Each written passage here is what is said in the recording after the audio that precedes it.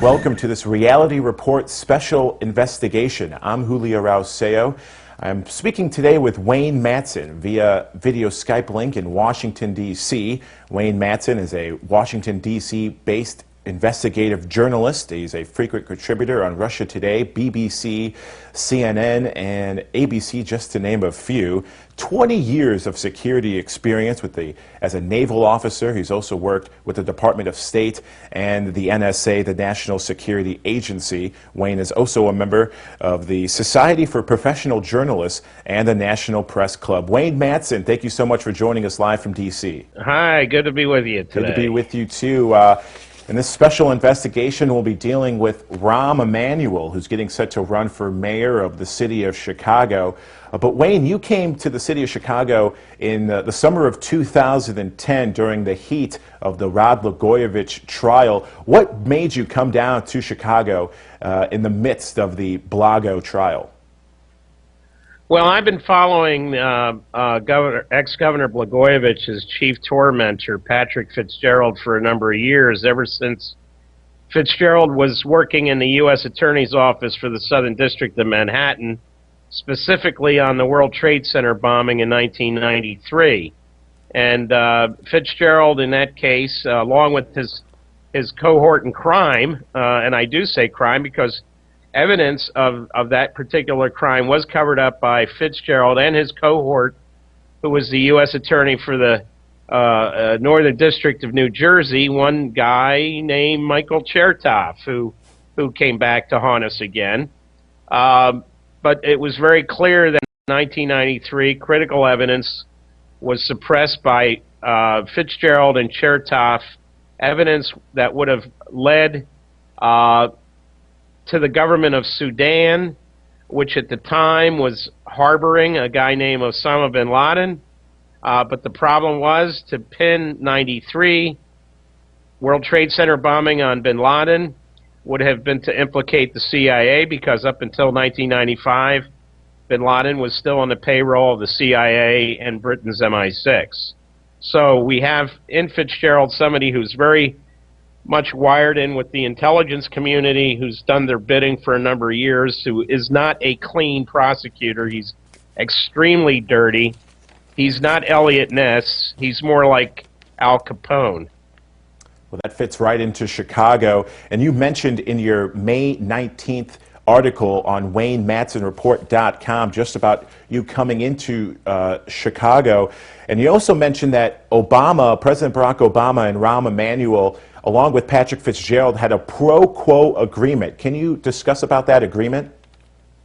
Well, it's very obvious that Fitzgerald is carrying the water for Obama and Emanuel. The whole takedown of Rod Blagojevich had to do with eliminating a potential bothersome witness to the rise of Obama and also of Emanuel in Illinois politics, especially Obama, who became president of the United States from basically a career as an Illinois state senator, a career of relative obscurity, but a career nevertheless that seemed to show that Obama had friends in high places.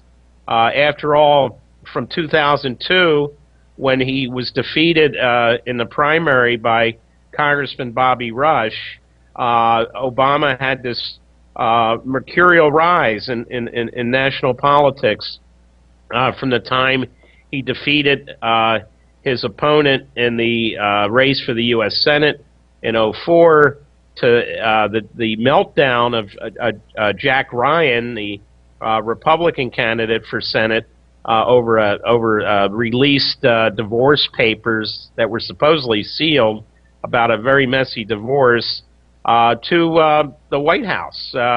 We see in Obama somebody who's risen, along with people like Emanuel, and I think the reason for that is that there's been protection of Obama and Emanuel by people like Patrick Fitzgerald, who, after all, we have to look at his own background. His father was a doorman for the wealthy elite in the upper east side of Manhattan, and his son, Patrick Fitzgerald, continues to be not only a doorman, but a doormat for these same vested interests. Now, there were 500 hours of wiretapped phone conversations between Rod Blagojevich, but somehow not all the 500 hours were released. As we continue in our special investigation, we'll figure out some reasons why those wiretaps weren't released. But why do you think, Wayne, Patrick Fitzgerald would team up with Obama and Emanuel to try to take out Rod Blagojevich? It seems like he is the middleman that knows too much, and they're trying to silence him. Oh, it's absolutely the case. And Fitzgerald, of course, is just nothing more than he's a water carrier for the elites, for the people that put Obama in power now are behind trying to put Emanuel in as mayor of Chicago, possibly with future national ambitions beyond being mayor.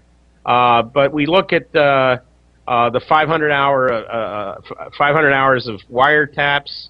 It's quite clear that we know that Governor Blagojevich has a salty way of speaking. That's not why he was indicted. If that were a crime, Richard Nixon would have been impeached years before Watergate. But what this is has to do with selective prosecution, something that Fitzgerald masters in. We saw it in his indictment of former Governor George Ryan. Very selective, because Ryan commuted those death sentences and cited police and prosecutorial misconduct in Chicago and in the state of Illinois. And who was Ryan talking about? He was talking about Fitzgerald's good buddies in the cop shops around the state, including Chicago, and the prosecutors' offices. These people have a way of getting back at you when you go after their vested interests. So what we have in Blagojevich, there were references in some of these phone calls that would have been of great interest to the jury.